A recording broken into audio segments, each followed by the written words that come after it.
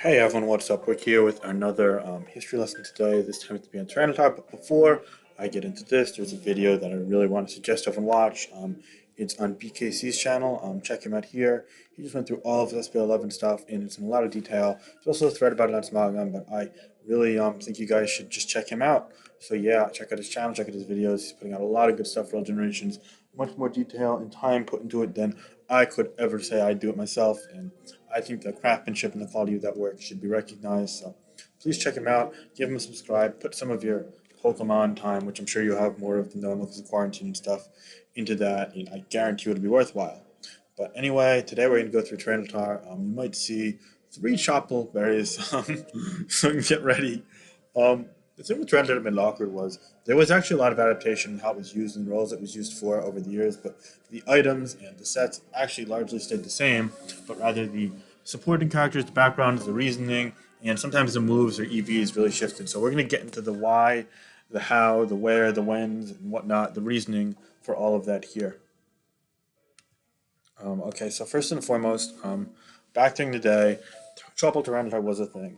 It tended to run Fire Blast more often than Superpower or Earthquake, which you now see more often in that slot because Skarmory was really common, and also Jirachi tend to be seen a bit more on sand teams in an offensive role as opposed to being more on rain teams with a specially defensive role or on weatherless with like a special defensive pivot role. So that was also worth noting. Not that specially defensive Jirachi was non-existent, but rather that Fire Blast did a better job at hitting it.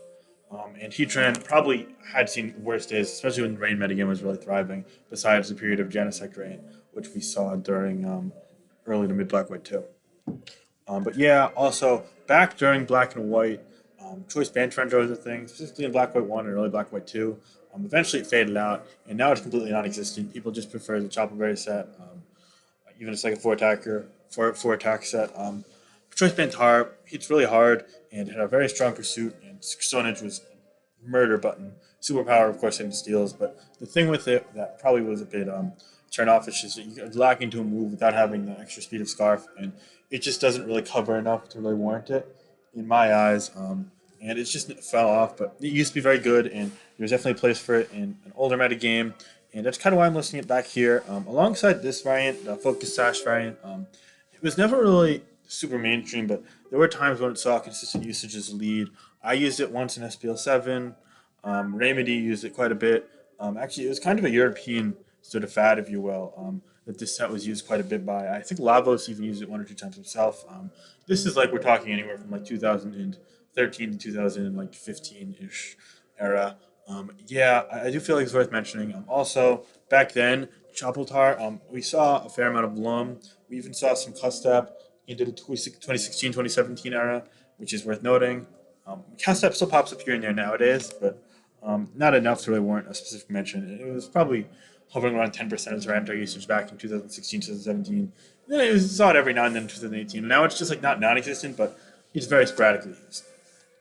Um, One thing that's worth noting is that Tyranitar's usage stats has been pretty consistent over the years. We're going to take you way back to SPL. Oh, we're going to zoom. No, we're going to zoom in a little bit. Yeah. So this here, these were the usage stats for what I believe was SPL 6 or SPL 5. SPL 6, yeah, XVI. This year, franchise usage was the most used Pokemon, and we saw it on 45% of teams, and it won a fair amount. I mean, it didn't really matter. Win percentage when you're that high isn't a huge deal unless it's like way down. 42% within the margin of error, especially with 43 usage. But yeah, it's clearly one of the top tier Pokemon. There's no taking away from that. Um, and yeah, I mean, you saw common Pokemon on Sand teams near the top users as well. And it's worth noting that where's Politoed in all this? Yeah, Politoed was all the way down here. Only used 13% of the time, which was crazy. Um, Ninetales might have seen similar usage, honestly. Where's Ninetales? Yeah, Ninetales only saw 3. Wow. So it's crazy how different that metagame was. But Sand was one constant in that metagame, as we see here. And now let's go to a mid-ground point between this point in time, when it's like the first usage test ever, and older Black White.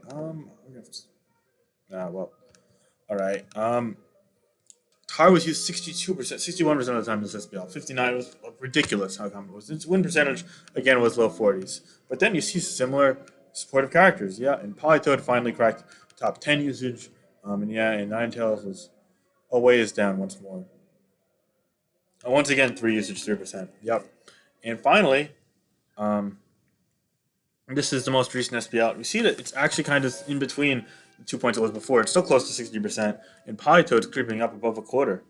And Ninetales, oh boy. It's going to be quite low. Um, Nine tails. No, not a Lola. There we go. Yeah, Nine tails only saw one usage. No, oh, that was an Oras. Oh shit. Did it not get used in Black White? Oh, this is for like specific weeks. Fuck. I'm sorry. Wait, did I get this wrong? Has it not been used? I'm at the wrong. I probably am the wrong. I gotta go post. Okay. Yeah, it didn't actually get used in Black White. Wow. Okay. But yeah, I mean that just kind of shows that Nine Tails has fallen off. But meanwhile, Tyranitar has been a constant. It's been the like predominant force. Now I know comparing it to other weathers isn't it's not fair because Sans always been most common. But the fact of the matter is that Tyranitar is the face of consistency in Black White. And let's get into the differences between these Choppleberry sets. So back then, this is like during the really psychic heavy metagame, I would say, where we saw a ton of Spike Sand with Skarmory and then like Rear Nicholas Alakazam stuff. A period that I really put emphasis on in my history of Black White video. Trinitar always ran 88 attack adamant or minus speed or brave. Because Crunch always took you at a physically defensive max Rear Nicholas with that. Personally, nowadays we don't see that as often. Sometimes we see it on non-stealth rock sets, but stealth rock sets tend to pump special defense to help live Latios, which has taken over the metagame entirely, even more so than before, and also help against things like Thunderous T, Starmie, taking up high touch Scald if you need to pivot in once, Tentacruel as well. So yeah, um, so then we see this period here where it started finally running superpower over Fire Blast and Skarmory dropped in usage, and it stopped running that attack. Sometimes people ran attack, even with plus, but sometimes ran like 56 or 42. Sorry, 56 or 40. Or I think there's like a 68 spread as well. There's a million spreads. And sometimes even ran a little physical defense to Scarf Guard Chomp, Earthquake up to Stealth Rock. So it's only like 12 or 16 EVs.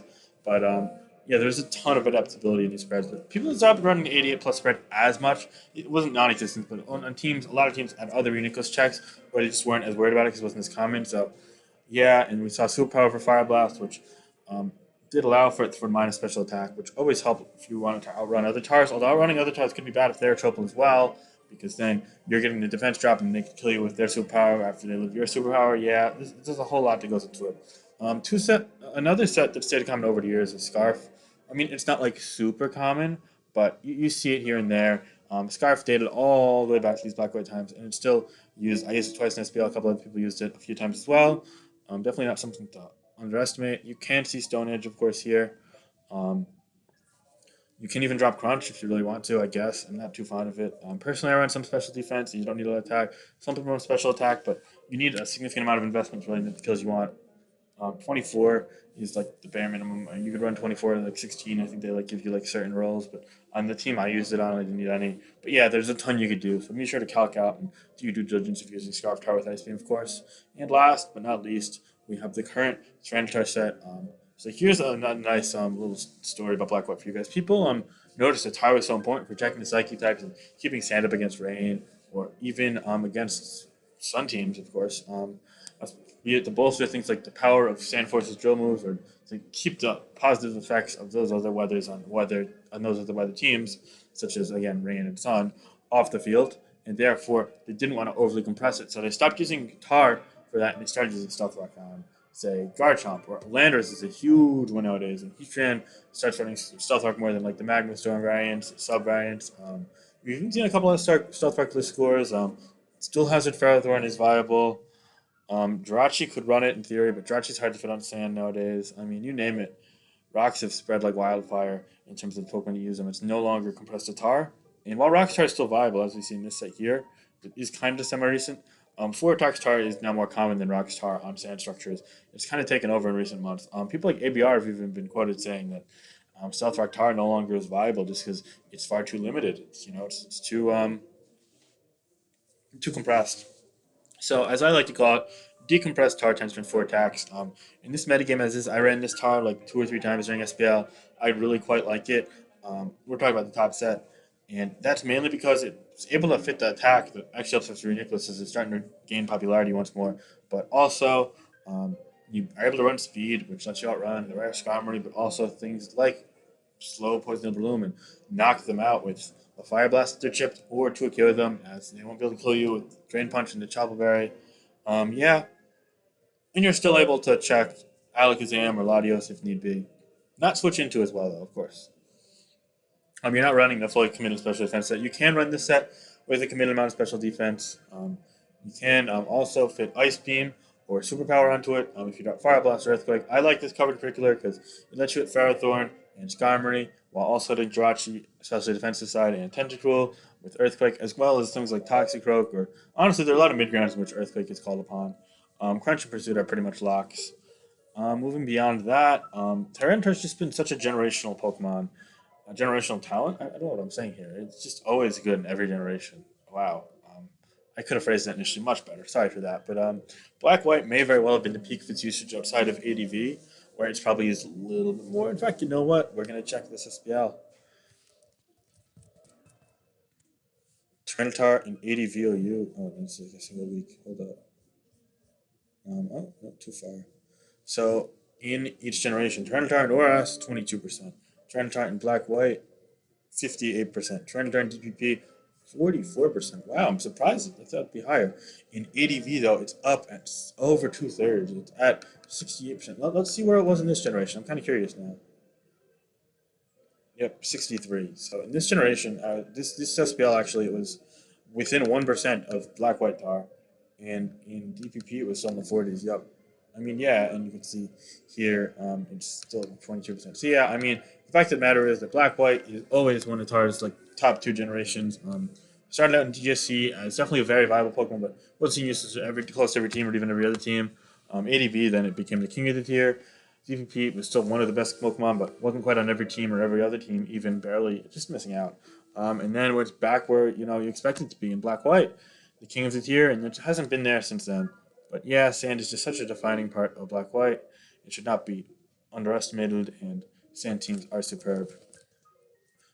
So yeah, Tyranitar has its place in the tier. It's so good as not only setting Sand to disrupt other weathers, but also to disrupt top tier threats such as Latios and also other psychic types like Alexander and Nicholas, who might not be top tier but are quite good.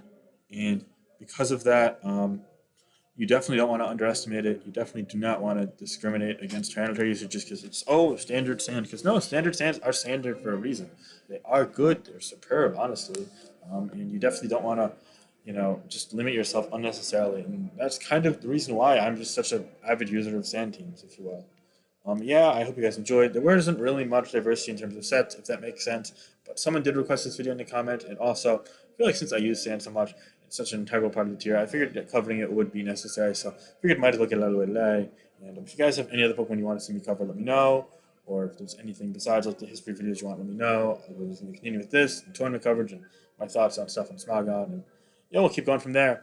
But anyway, this is Finch. I hope you enjoyed. Peace.